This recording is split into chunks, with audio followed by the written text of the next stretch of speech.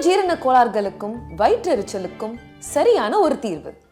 Captain Vijayakanth சாரோட பணியாற்றின அனுபவம் பற்றி சொல்லுங்க சார். என்னையெல்லாம் சும்மா அவார்ட் ஆர்ட் டைரக்டர் அப்படி தான் கூப்பிடுவார்.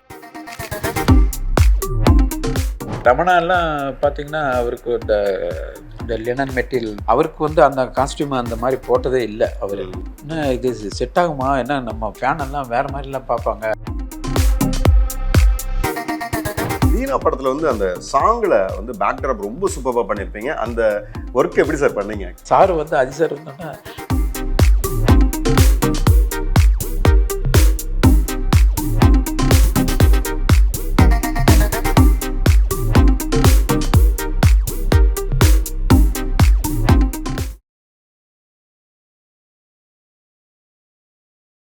தீனா படத்தில் அந்த சாங்கில் பேக்ட்ராப் ரொம்ப சூப்பராக பண்ணியிருப்பீங்க. அந்த ஒர்க் எப்படி சார் பண்ணீங்க? ஆக்சுவலாக இப்போது அந்த படம் தான் அரவிந்த் கேமராமேன். அரவிந்த் ஏற்கனவே நான் சிவலப்பெரிப்பாண்டியில் அவர் தான் கேமராமேன்.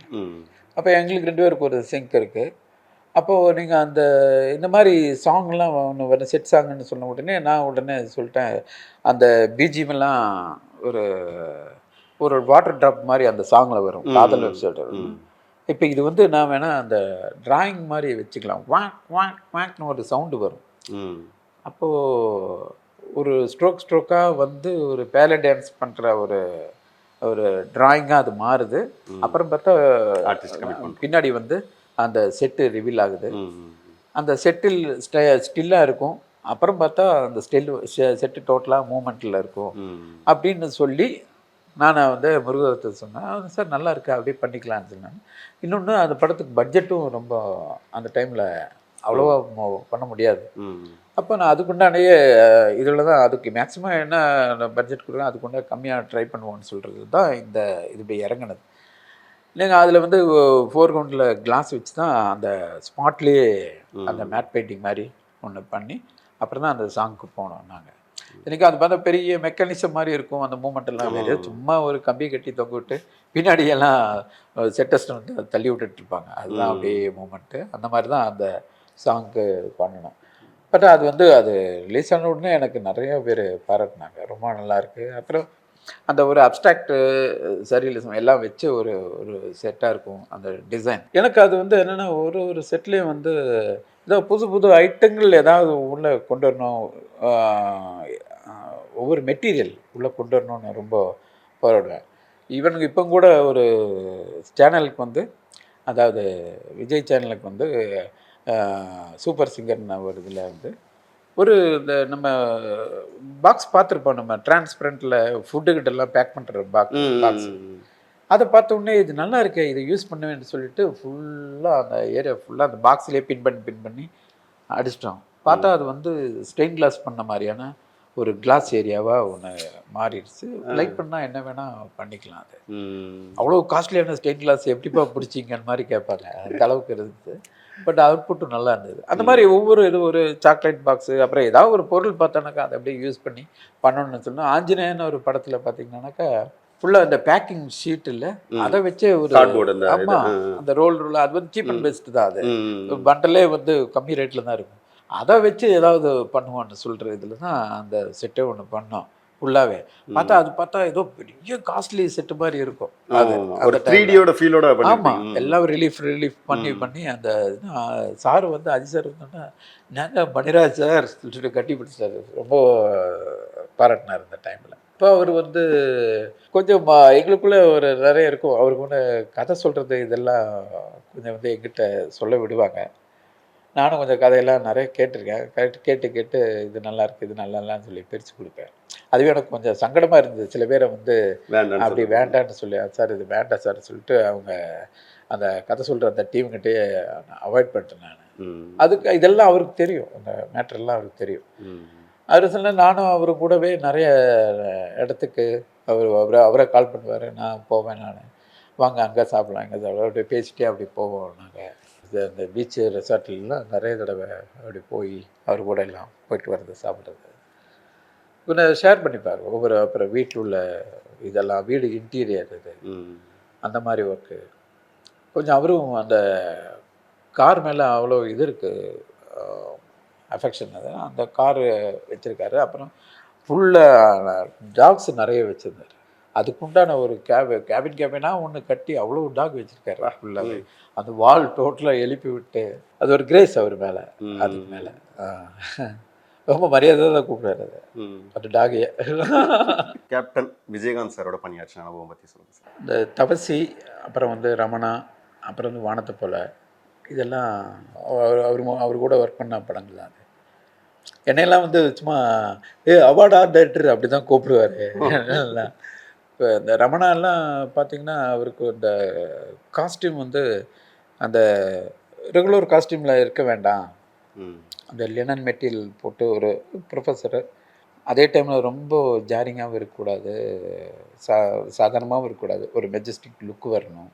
அதுக்குண்டானதில் வந்து ஒரு கிரேலாம் போட்டு ஃபஸ்ட்டே விக்டோரியா ஹால்னு சொல்லணும், அது கீழே அவர் ஒரு சின்ன அவங்களோட மீட்டிங் மாதிரியான ஒரு இது ஒன்று.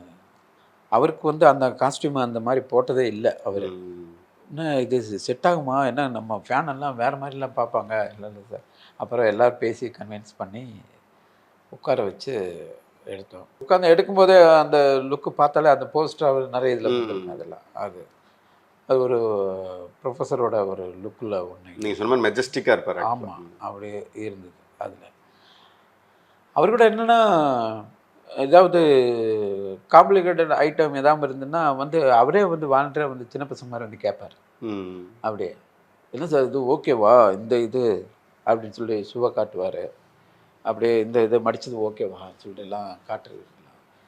நிறைய பேர் அந்த சில பேருக்கு ஆர்டிஸ்ட் வந்து அந்த மாதிரி கேட்க மாட்டாங்க, நம்மளை ஏதோ வீக்காயிருமோன்னு சொல்லி. அதெல்லாம் ஒன்றும் பார்க்க மாட்டார். அப்புறம் அந்த அவுட்டர்லாம் போனான்னாக்கா ஃபேன்ஸ் வந்து ஃபுட்டாக கொண்டு வந்துட்டுருப்பாங்க. அப்படியே வண்டியில் அது ஏதோ இவங்களுக்குள்ளே அவங்க போட்டினால இவங்க ஏதோ ஷெட்யூல் பண்ணி நீ நாளை இன்னைக்கு கொண்டு வா, நீ வந்து நாளைக்கு கொண்டு வா அப்படின்னு சொல்லி வச்சுருக்காங்களா தெரியல. டெய்லி ஒவ்வொருத்தங்களாம் கொண்டு வந்துட்டுருப்பாங்க. காலையில் ஒருத்தர் கொண்டு வர்றாரு, மதியம் ஒருத்தர் கொண்டு வர்றாரு. பார்த்தா அது வந்து இவர் வந்து கூப்பிட்டு எல்லாம் உட்காந்து ஒன்றா தான் சாப்பிட்றவங்க. ஸ்பெஷல் ஐட்டம் தான் எல்லாருக்கும் பிரித்து கொடுக்குறது. அந்த மாதிரியே இருக்கும். அவர் வந்து ஒரு நல்லா கண்டிப்பாக வந்து அந்த டைம்லாம் வந்து எனக்கெல்லாம் வானத்து பிள்ளையில் வந்து நான் வந்து சும்மா ஓப்பனாகவே நிறைய பேருக்கு சொல்லியிருந்தேன். அவர் வந்து கண்டிப்பாக வந்து அது சிஎம் தான் சொல்கிறது இல்லை அந்த டைமில். ஏன்னா அதுக்குண்டான எல்லாமே அவர்கிட்ட இருந்தது. ஆனால் இப்போ கூட அவர் இருந்தானாக்கா சான்ஸே இல்லை, வேறு தான். அது கண்டிப்பாக சிஎம் ஆகி வேறு லெவலில் இருந்திருப்பாங்க. அந்த ஒரு ரொம்ப ஒரு நல்ல ஒரு மனசு அது. அவர் திடீர்னு இப்படி ஆனதுன்னு சொல்கிறது ரொம்ப ஃபீலான ஒன்று. அவர் கூட எனக்கு அந்த தபசின்னு ஒரு படம் 3மே பெரிய ஹிட். அவர் கூட அந்த ஒர்க் பண்ண அந்த 3 ப்ராஜெக்டுமே பெரிய ஹிட்டு. அவர் அந்த தபசி கெட்டப்பு ஆமாம், அந்த இது நம்ம பண்ணிட்டு தான். அப்புறம் அவங்க அந்த வீடு, அந்த தபசி ஐயா வீடுன்னு சொல்கிறது. பொதுவாகவே ஆர்ட் டைரக்டர்னா ஒரு வீட்டில் இருக்கிற ப்ராப்ஸ் அதை மாதிரியான செட்டப் ரெடி பண்ணுறது மட்டும் தானே, மற்ற என்னென்ன வேலைகள்லாம் இருக்கும் சார்? ப்ராஜெக்ட் ஸ்கிரிப்ட் வந்து என்ன நீடு, என்ன தேவைப்படுதுன்னு சொல்கிறதுக்கு உண்டான இதில் தான் நாங்கள் ட்ராவல் பண்ணுவோம். அதை மீறி வந்து எக்ஸ்ட்ரா நாங்கள் ஒன்றும் ஆட் பண்ண மாட்டோம். அதில் வந்து ஈவன் அதில் ஒரு குப்பைத்தொட்டி அந்த இதில் சீனில் வந்து ஒரு குப்பைத்தொட்டி வேணும்னா நாங்கள் அதை போய் டெக்கரேட் பண்ணிட்டு இருக்க முடியாது. அது என்ன தேவையோ அந்த குப்பைத்தொட்டி இயல்பாக உள்ளது. ஏன்னா அங்கே என்ன இருக்காதுன்னா அந்த இடத்துல குப்பையில் அந்த குப்பைத்தொட்டி இருக்கும், அந்த ஸ்மெல் இருக்காது. அங்கே உள்ளது எல்லாமே வந்து நம்ம பண்ண ஐட்டம் தான், டம்மி குப்பை தான் அது அங்கே இருக்கிறது. ஆனால் அது வந்து ரியலிஸ்டிக்காக பக்கா அது குப்பைத்தொட்டின்னு சொல்கிற ஃபீலு உடஞ்சிருக்கும், போஸ்ட் ஓட்டியிருப்பாங்க. அதில் எல்லாமே அது அந்த அந்த குப்பைத்தொட்டியில் என்னென்ன பார்ப்போமோ நம்ம அன்றாடம் நம்ம வந்து சாதாரண ஆட்கள் பார்த்துட்டு போகும்போது அந்த நாங்கள் அது பார்க்குறதுக்கும் நாங்கள் பார்க்குறதுக்கும் ஒன்று வேரியேஷன் ஒன்று இருக்குது. அப்போ அந்த குப்பைத்தொட்டி வந்து சிமெண்டில் பண்ணதா பிளாஸ்டிக்கில் பண்ணதா, அங்கே எது வச்சா அங்கே நல்லாயிருக்கும், அந்த இல்லை அங்கே வந்து எது வச்சா அழகாக இருக்கும். அந்த குப்பைத்தொட்டி கிராக்கு விழுந்து அந்த கம்பி மட்டும் இருக்குது, அந்த இதெல்லாம் தெரியும். ஏன்னா அந்த குப்பைத்தொட்டியில் அந்த சீன் இருக்கும்போது சும்மா வந்து அந்த குப்பைத்தொட்டியை பண்ணுற அதை வந்து இந்த மாதிரி டெக்கரேட் பண்ணுறது வேஸ்ட். அதில் அந்த சீன் இருந்துச்சுன்னா அங்கே போய் அந்த குழந்தைய போட்டிருக்காங்க, அந்த குழந்தை கற்றுது, அதை போய் எடுக்கிறாங்க, அப்படின்னு நிறைய சீக்வன்ஸ் அதில் இருந்துச்சுன்னா அந்த குப்பைத்தொட்டியை இந்த மாதிரி எல்லாம் பக்காவாக ஒன்று பண்ணிடுவோம். ஏன்னா அந்த குழந்தைய அதில் போட போகிறாங்க, குழந்தைய அதில் எடுக்க போகிறாங்க, ஆர்டிஸ்ட் பக்கத்தில் போவாங்க. ஆனால் குப்பை தொட்டி எவ்வளவு ஒரு அக்லியான ஒன்று, அந்த அதில் போய் ஆனால் அந்த அக்லி ஃபீலை நம்ம கொண்டு வருவோம், விஷுவலாக கொண்டு வருவோம் அதில். ஆனால் அதில் என்னென்ன லுக் அண்ட் ஃபீல் எவ்வளவு இயல்பாக இருக்கணுமோ அது நம்ம மெனக்கெட்டு பண்ணிடுவோம். அது வந்து லொக்கேஷன் பார்க்கும்போது கொண்டு இது இப்படி இங்கெங்கே வச்சுக்கலான்னு சொல்லி எல்லாமே பிரிச்சிருவோம். இந்த இந்த போர்ஷன் இங்கே, அது வந்து சிலது வந்து லொக்கேஷன் நல்லாவே இருக்கும். ஆனால் அதுக்காக போய் அங்கே போய் பண்ணுறதுன்னா ஒரு பெரிய செலவுகள் அதிகமாக இழுத்துட்டுரும். ஆனால் அங்கே என்ன பார்த்தோமோ அதை இங்கே கொண்டு வர வச்சுருவோம். அதில் இங்கே நம்ம அங்கே பார்த்து நல்லா இருந்துச்சு, அதை இங்கே கொண்டு வந்து அந்த பிளாக் இங்கே ரெடி பண்ணி விட்டுருவோம். அப்படி பண்ணுவோம். போஸ்டர் டிசைனராக ஒர்க் பண்ணும்போது என்னென்னா பேக்லேருந்து ஒன்று அதை யோசித்து பண்ணுவோம். இப்போ 4 சீட்டர்னு ஒன்று இருக்குது, 6 சீட்டர் இருக்குது, 12 சீட்டர் இருக்குது. இப்படி வரும்போது என்னென்னா நிறைய பேருக்கு அது தெரியாமலே பண்ணுறாங்க. இப்போ 4 சீட்டுன்னா ஒரு 4ஆக பிரித்து கிழிஞ்சிருக்கும். அது நம்ம அங்கே போய் ஒரு ஃபேஸ் மட்டும் சென்டரில் அப்படி வச்சுட்டோம் வச்சுக்கலாம், அவர் ஹீரோ பார்க்குறாரு, மேலே டைட்டில் இருக்குது, அந்த 4 சீட்டில் இருக்குது. இது என்ன பிரச்சனை வரும்னா, அந்த போஸ்ட் ஒட்டுறவன் அவன் ஒட்டுற வேலையை தான் பார்ப்பாங்க. அந்த கரன்னு ஒட்டுறோம், அந்த ஜாயிண்டில் வரும்போது இல்லை, கண்ணை இப்படி போயிடும், புரியுது, அந்த கண்ணு நேராக இங்கே வந்து இப்படி போயிடும். அப்படி ஓட்டும்போது பேஸில் டோட்டலாக இழுத்துடும். அதனால மோஸ்ட்லி அதுக்குள்ளே வராமல் 4 சீட்டர்னா இந்த மாதிரி போஸ்ட் தான் வச்சுருப்போம், ஃபுல் ஸ்டாண்டிங் இது. அப்புறம் அந்த கோட்டர் காலத்தில் வேற அப்படி இப்படின்னு அதை இதுக்குள்ளேயே நாங்கள் அலிமெண்ட் பண்ணுவோம் நாங்கள். அது இப்போ அது நிறைய பேருக்கு தெரியறதில்லை, 6 சீட்டர்னா இப்படி. பட் இப்போ போஸ்டரே இல்லைன்னு வச்சுக்கலாம். அப்போ அந்த இதெல்லாம் ஒன்று இருந்தது, அதுக்கு தகுந்த மாதிரி நாங்கள் டிராயிங் பண்ணுவோம்.